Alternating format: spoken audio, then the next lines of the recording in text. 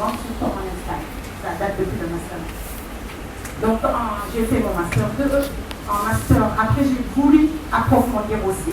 Donc, j'ai aussi commencé à enquêter cette population-là. Ils me disent, mais écoutez, nous, parfois, on va sur Barcelone, on va dans Valence, etc.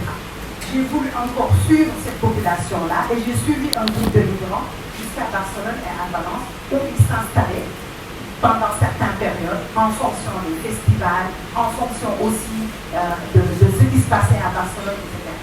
Donc, d'où l'intérêt de faire une thèse, ce que j'ai pris, j'ai pris comme intérêt. Donc, j'ai choisi de travailler sur les Sénégalais et les Gambiens dans la région métropolitaine de Barcelone durant ma thèse. Donc, j'ai travaillé là-dessus. Donc, j'ai soutenu en 2014, donc ça fait 10 ans maintenant, à l'Université de Montpellier. J'ai fait une thèse de ça sur l'immigration des Sénégalais et des Gambiens dans la région métropolitaine de Barcelone. Donc, l'idée, c'était de travailler sur leur mobilité spatiale à l'intérieur du territoire, mais également leur rapport au territoire, d'accord? Qu'est-ce qu'ils ressentaient, qu'est-ce qu'ils faisaient, quelles sont leurs pratiques liées au travail, aux sociabilités, etc. Et est-ce qu'il y avait un projet de retour ou pas? Donc c'était ça l'idée de la thèse. Après cela, j'ai commencé à enseigner pendant 7 ans à l'Université de Montpellier, en migration mais également en aménagement du territoire. Donc quand j'ai enseigné là-bas, et j'ai voulu également me spécialiser pour travailler dans les organismes internationaux. Comme je travaille sur la migration, comme il y a des donnières, etc., c'est des choses qui m'intéressaient. Donc j'ai voulu me former sur ces questions de management des projets internationaux. C'est comme ça que je suis partie à l'IRIS. L'IRIS, c'est l'Institut international des relations, internationales et stratégiques de Paris. Donc, je ne sais pas si vous connaissez Pascal Boniface. Donc, c'est lui le directeur. Ils sont très au taquet sur les questions de géopolitique et de stratégie. Donc, moi, j'ai fait un master là-bas, master 2, en management de projets internationaux pour pouvoir travailler dans les projets. Parce que je voulais abandonner l'enseignement. Donc, après l'IRIS, donc, comme je vous ai dit, j'ai fait Pôle d'Amérique. Après l'IRIS, j'ai travaillé dans les ONG, j'ai travaillé à la chaîne de l'espoir. J'ai travaillé avec le FORIM. Le FORIM, c'est un forum pour les migrants. Donc, si vous tapez FORIM, vous verrez. Donc, il travaille sur la diaspora et les diasporas africaines en France. Donc, je travaille là-bas. Après, j'ai été présidente d'une association de migrants à Montpellier. Donc, tout ça pour vous dire que, voilà. Donc, après ce background-là, j'ai voulu revenir au pays, d'accord, pour travailler dans les ONG, mais finalement, j'ai vu le poste au département social. C'est comme ça que j'ai postulé, que j'ai été recrutée. Et me voilà ici.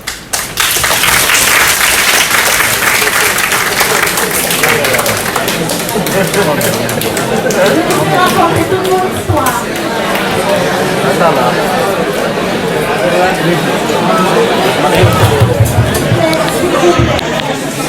La géographie, c'est accaparer des migrations maintenant. On a des concepts, on développe des théories, on développe également une méthodologie de collecte de données. D'accord? Donc, pour vous dire que la géographie des migrations est devenue vraiment une matière à part entière qui a toute sa place dans les sciences géographiques. Et vous le verrez. D'accord? Donc, pour ce syllabus-là, on va essayer de... L'objectif général, c'est vraiment de comprendre les migrations. D'accord? C'est parti.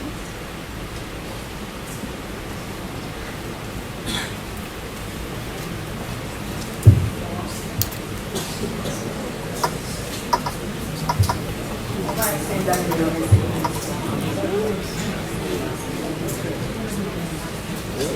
ces itu pas dong. Satu kok begini.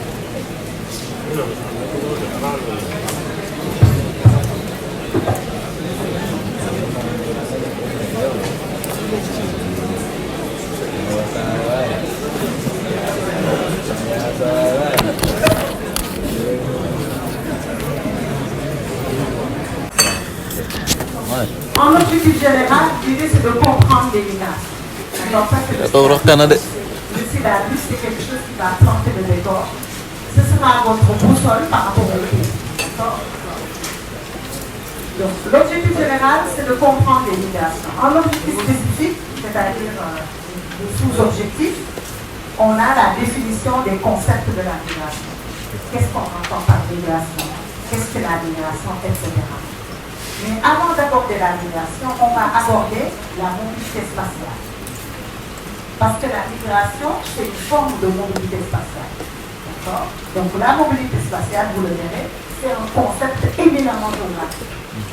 Donc on va voir qu'est-ce que la mobilité spatiale, qu'est-ce qu'on entend par mobilité spatiale, etc.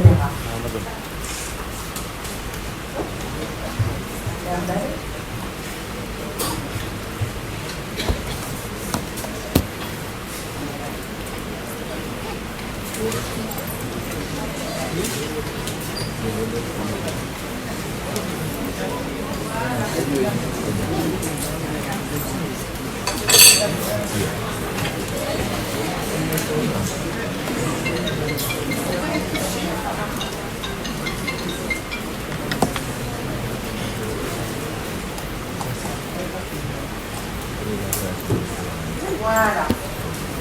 On va voir la mobilité spatiale. Qu'est-ce que la mobilité? D'accord? La migration, comme je vous l'ai dit, c'est une forme de mobilité spatiale, on va le voir. Ensuite, la typologie des migrations, quels sont les types de migrations qu'on peut retrouver? D'accord? Est-ce que c'est des migrations internes, internationales, migrations saisonnières, migrations rurales, urbaines, etc. Et le plus important, donc les théories des migrations, je vous ai dit, on ne va pas le voir donc cette année, d'accord? Parce que c'est a été très compliqué l'année dernière. Après, on va juste aller voir la place de la géographie dans l'étude des migrations internationales. Donc, comme je vous ai dit tantôt, la géographie a commencé à se tailler, la migration du moins, a commencé à se tailler une place de choix, on va dire, dans les champs géographiques.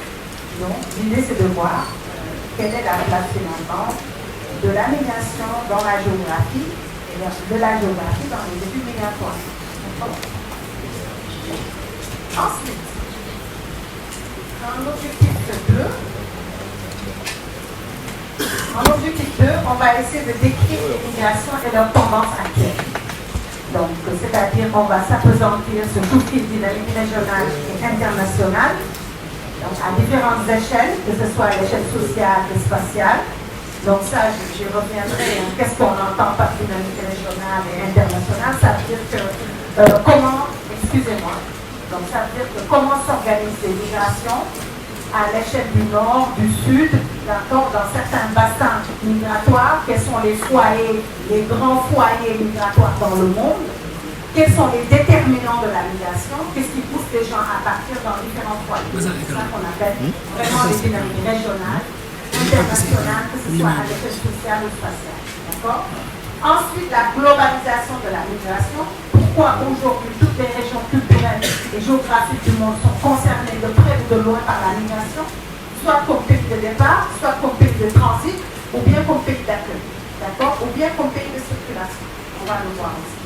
L'accélération de la migration, on a l'impression aujourd'hui que tout est migration, tout est mobilité, que ce soit le politique, le social, d'accord, l'économique se sont emparés des questions migratoires. On va voir pourquoi. Pourquoi aujourd'hui ce soudain, on va dire, intéressement, que ce soit dans le champ politique, dans le champ social, dans le champ économique. Donc pourquoi cet intéressement? Pourquoi la migration aujourd'hui est aujourd'hui au cœur, on va dire, des enjeux de développement territorial, d'accord? Ensuite, la différenciation interne de la migration. Qu'est-ce qu'on entend par migration interne, internationale, migration rurale, urbaine, etc. Et quelles sont les causes et effets qui soutiennent ces départs-là. La féminisation de la migration, aujourd'hui qui est un enjeu de taille dans le champ de la migration. Aujourd'hui, on assiste à la féminisation de la migration. Est-ce que aussi c'est un fait nouveau? Est-ce que de tous les temps, les femmes n'étaient pas parties? Pourquoi aujourd'hui on parle de féminisation de la migration? On parle également de rajeunissement de la migration, de diversification des profils, d'intensification de la migration, on va le voir. Il y a également l'idée de la politisation. Pourquoi de plus en plus on a politisé la chose? D'accord? Pourquoi la migration est devenue un enjeu politique, on va dire même géopolitique. On l'a vu avec les pays du Nord. Pourquoi on parle d'Europe forteresse? Pourquoi il y a des politiques restrictives? Qu'est-ce qui est derrière? Pourquoi également il y a des accords qui sont passés, des accords, on va dire, bilatéraux, qui sont passés entre pays pour essayer de filtrer, d'endiguer ce phénomène migratoire-là? Qu'est-ce que ça produit? Pourquoi on laisse aller des migrants qualifiés au lieu des migrants économiques? Donc comme ça, on va le voir. Donc l'aspect politique de la migration. L'Afrique dans la migration, quelle est la place finalement du continent africain dans la migration?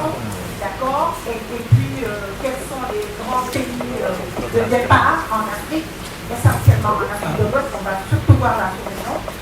Ensuite, l'Europe dans les migrations, on va voir la France, la migration à l'échelle de la France, la migration également dans d'autres pays européens, surtout en Espagne, je connais le mieux. Donc, je donnerai beaucoup d'exemples sur l'Espagne et la France que je connais le mieux. Donc, voilà. Ensuite, on va voir également la migration dans le reste du monde, que ce soit dans les pays arabes, que ce soit l'Asie ou le Moyen-Orient. En objectif 3, et ce sera à la fin, j'espère vraiment qu'on arrivera à l'objectif 3, c'est ce que je me souhaite, ce que je vous souhaite. Donc, les migrations et les enjeux démographiques. Qu'est-ce que la migration, comment la migration impacte sur le facteur démographique, l'augmentation de la population, le vieillissement, comment la migration maintenant est compris comme un leitmotiv, on va dire, soit de l'accroissement de la population dans les pays du Nord. Les migrations et les enjeux de développement en Afrique. Quels sont les impacts des diasporas? On va le voir. Qu'est-ce qu'on entend par diaspora? Quels sont les impacts? Est-ce que la diaspora est devenue une ressource dans mon pays? Quelles sont les limites finalement? D'accord? Les migrations et les enjeux alimentaires, on en parle très peu, mais surtout dans le domaine agricole du moins. Comment la migration impacte sur l'agriculture et vice-versa, on va le voir. La migration face aux défis environnementaux et également climatiques. On parle de plus en plus de réfugiés climatiques. Qu'est-ce qu'on entend par réfugiés climatiques? Qu'est-ce qui se cache derrière tous ces concepts-là? Un autre point concerne le défi de la gouvernance mondiale des migrations. D'accord? Ça, c'est tout ce qui est politique migratoire. Par exemple, au Sénégal, quelle est la politique migratoire du Sénégal? Pourquoi la politique est plus orientée vers les diasporas et pas sur des étrangers ici? D'accord? Quelle est la politique de l'asile? Qu'est-ce qu'on entend par asile, par réfugié? Au Sénégal, est-ce qu'il y en a ou pas? Qu'est-ce que fait l'État par rapport à ça? D'accord? On va voir également la crise migratoire, le facteur de crise, comment elle est analysée à travers différents pays et comment la crise aujourd'hui est instrumentalisée par les politiques pour endiguer le phénomène migratoire. D'accord? Et en troisième lieu, si on a le temps, on va voir les différents pactes, c'est-à-dire le pacte mondial de l'immigration, les accords de la Valette, etc. Donc, tous ces pactes-là qui nous permettent de comprendre finalement ce qu'on appelle vraiment la gouvernance migratoire. Donc ça, c'était le topo de ce cours-là. Donc je pense qu'on va, si vous n'avez pas beaucoup de questions, on va essayer de s'arrêter là. Comme ça, le cours prochain, on va essayer d'aménager.